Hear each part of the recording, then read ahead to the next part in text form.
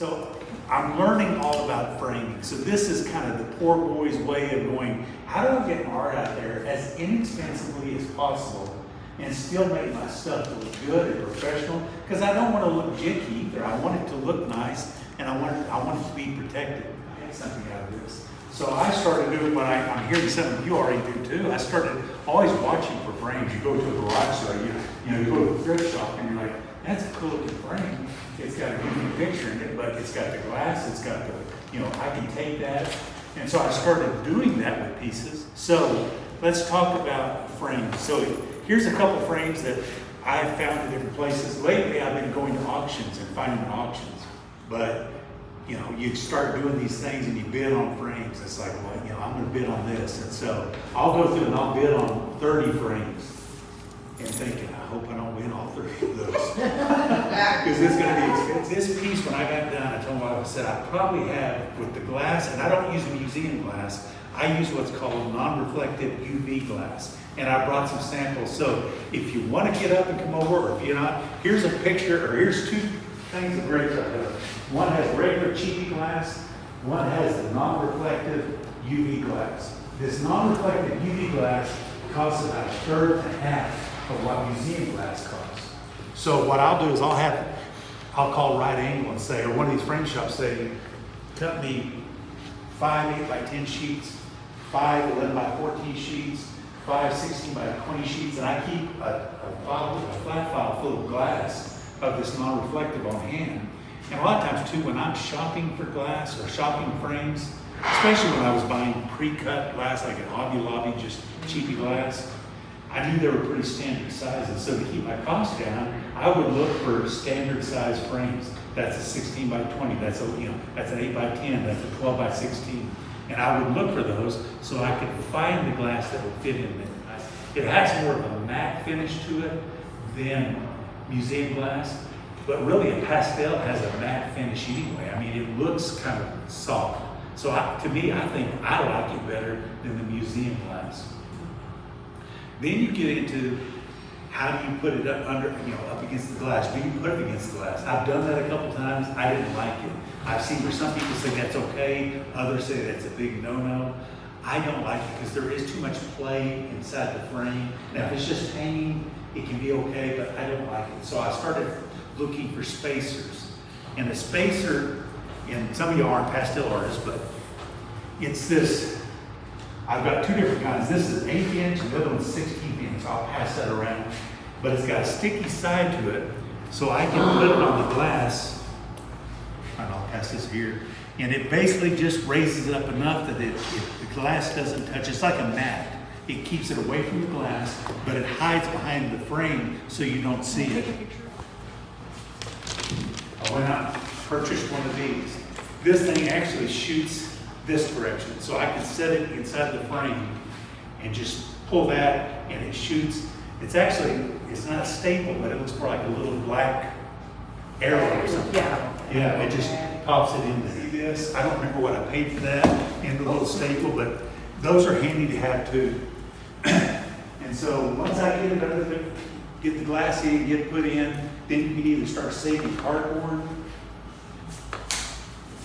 If you're like my wife, we have Amazon basically in front of our house every day anyway, so I've got tons of boxes in it.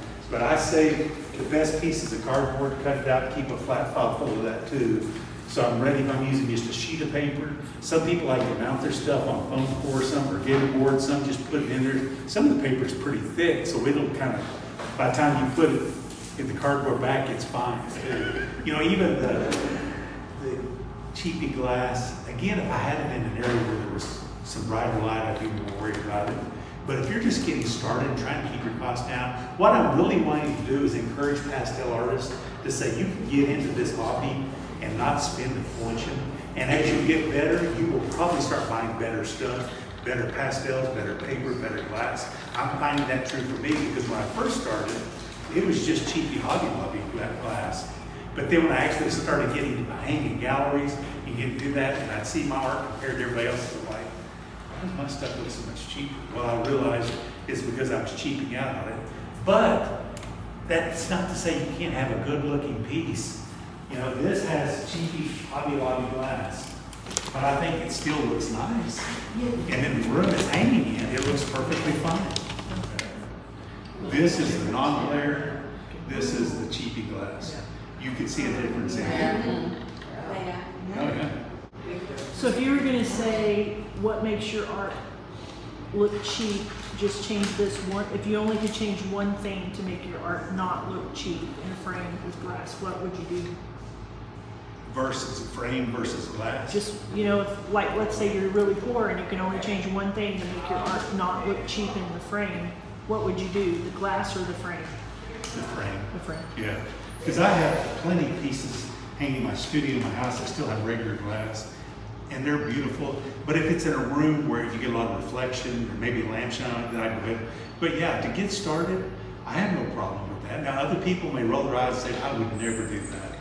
This is the world according to Terry Pedigo. So this is how I do things. And then I purchased a big roll of this paper like this. And so I put these on the back. I take the double-sided tape gun, and I just, after I get it in the frame, you know, I also buy one of those little aerosol airs that you can, after you clean the glass, it never fails. I'll get under the glass, turn on, there's a big glint thing hanging inside the glass. I'm like, where did that come from? So just get one of those little aerosol things, blow it out, put the dust cover on there, run this tape on the back, cut it out.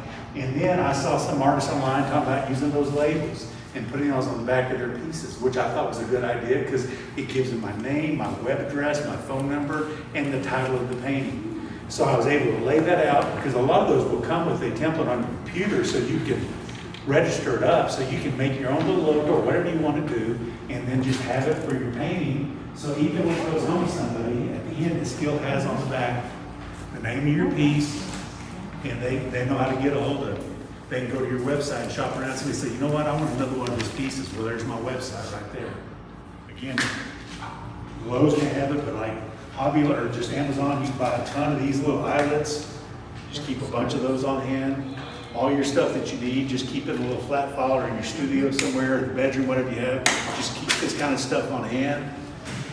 How many of us have bought something at a frame, at a garage sale, and it's gold leaf or it's gold, and the corners are dug up, and and it's like, so I found this rub and buff. Have you seen that? Rub and buff? Rub and buff.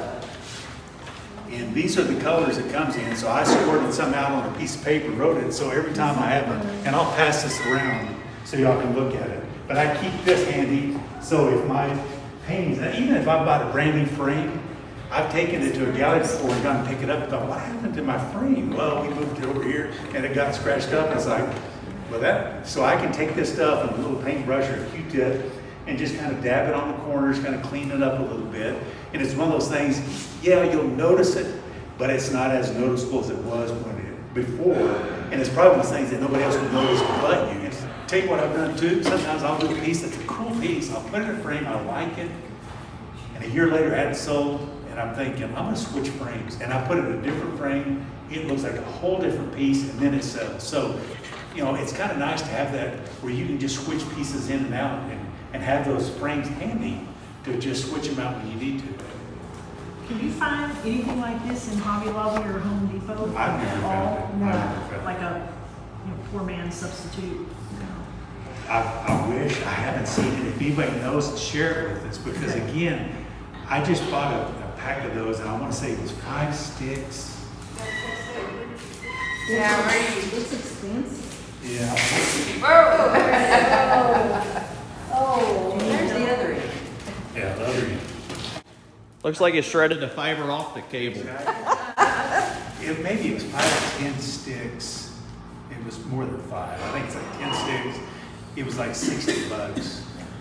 And what's disheartening is like somebody buys your piece, and if you paid like $400 for the frame, they're like, yeah, I don't like the frame, I'm just gonna throw it away. And you're just like, can I have it back? Can I please have the frame back? Put that in the fine print. Like, yeah. And I've had that happen where I've sold pieces and they told me they threw the frame away, and I'm just like, why?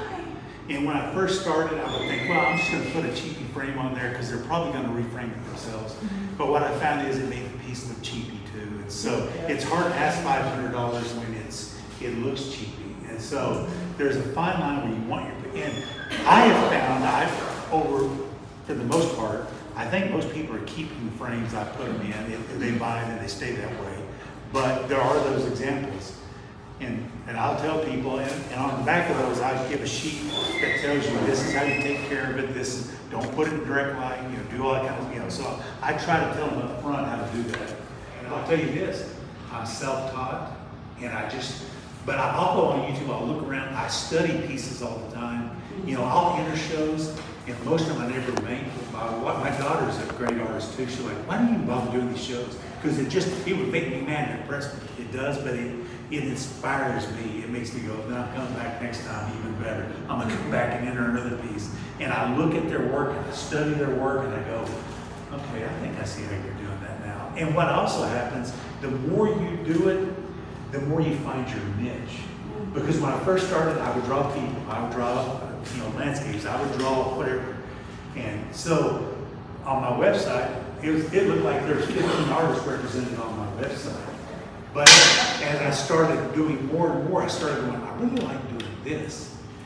And it was funny too, because I had like my mom or whoever going, who's gonna buy a bag of Cheetos? Because I would paint a bag of Cheetos on, that's cool. Nobody's gonna buy Cheetos. Guess what sold a couple weeks ago? A bag of Cheetos, a Fat Boy ice cream, let's see, another bag of a bunch of chips.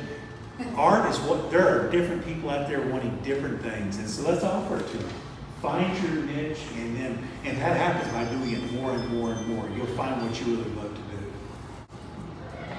What size on your page did you go?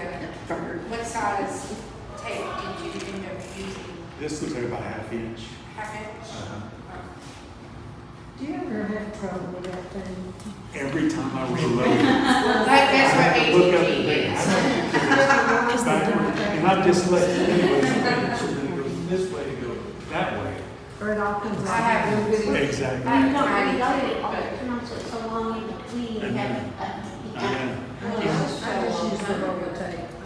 I just take that stuff. I swore off of those things because I cannot do them right from that stuff. It's expensive to buy the refills, but once you kind of build up an inventory of fixatives and razors and tape and stuff, Yeah. you kind of get your own little art store going on over there. And then at first it seems like you're spending a lot of money, but after a while you're like, I've got everything I need and I can work from this.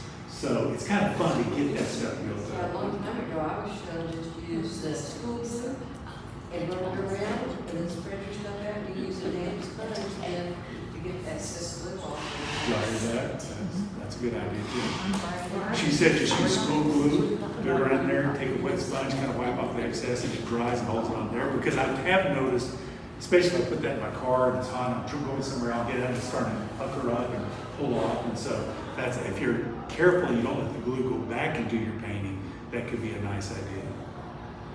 And another thing, and this is not about framing, one of my favorite things I've bought so far in my studio is a set of flat files. And I don't know, when I had an ad agency, I had a big set of metal ones, and then I moved home, I have a small gallery studio. I thought those were too big, and so I sold them, so I thought I want a smaller set of wooden flat files. And for years, I've been watching Facebook Marketplace, and when you do see them, they're thousands of dollars. What do you do? A You can flat put your file. paper, you can put glass, Oh, flat files. yeah. I think I found No, I finally got it, but they're about The this deep. and about- Manifolds. Yeah, yeah. and so about 6 months ago, a year ago, one morning, I get up early and have my coffee, and I thought, the antique press, they were asking $200. I'm like, so I messaged the person, is it still for sale? Oh yeah. I said, when can I come see it? It's not. I said, I can buy it at 8:30. Yeah. So then I got thinking about somebody's gonna get this before I get it. So I messaged her and I said, how early could I come? She said, well, you can come right now. So I said, where are you at? East Amarillo Boulevard, way out there. And I went out and it was the roughest little trailer park. And I get there and I'm by myself and I'm thinking, so I walk up this trailer and they painted the side of it like this psychedelic stuff. And I'm thinking, Terry, you probably should have thought I won't be flat fall. So I knock on the door and this kind of hippie guy answered. I said, yeah, I'm here for flat fall. Yeah, come on in. And it's dark in the house and I walk in and this lady's sitting there in a wheelchair and it's just, kind of dark, and there they are sitting there, and I'm like, yep, that's what I want, I'll take them. She said, okay, go wake your uncle up and tell him to help him haul this out. So I assume he's gonna go back into a bedroom, wake an uncle. So he goes out the front door, goes to a car in the parking lot, taps on the window, and the uncle gets up out of the car, and he's got a t-shirt with, you know, the weed on the front of it and the whole bit. It's like, I'm thinking my wife's gonna kill me if she knew what I did. And I got those things home, got them cleaned up, and they're about yay tall, by yay wide, by yay deep, and those are so handy. So keep watching. Every artist needs a good set of flat files. We're watching for those. Yeah, but not as wide. Not quite as wide. Yeah, because my old one, yeah. My studio is probably 400 square feet, so that would have used up a big chunk of my floor space. So that was my prize. And we all know artists tend to just work off feelings more than, sometimes we're not always logical. We just kind of go with the flow. Yeah. But we have to be business minded too, and I think that's important to teach that, hey guys, if you do a standard size, well, I don't want to compromise, and if I feel flexible, you do whatever you want to do, but it's going to be expensive, just understand that. And so, me coming from a business background, but also being an artist, it's like, I want to go, I'd like to make a little money at this too, and I put a lot of time and effort in this, and I love for people to buy my art. I love to know it's living on somewhere else, but I also love to have some of that money back so I can go buy more art supplies and keep doing that. I'm tired of giving my stuff away. Anyway, anything else? Well, guys, thank y'all. This is a great turnout. Usually we got 4 3.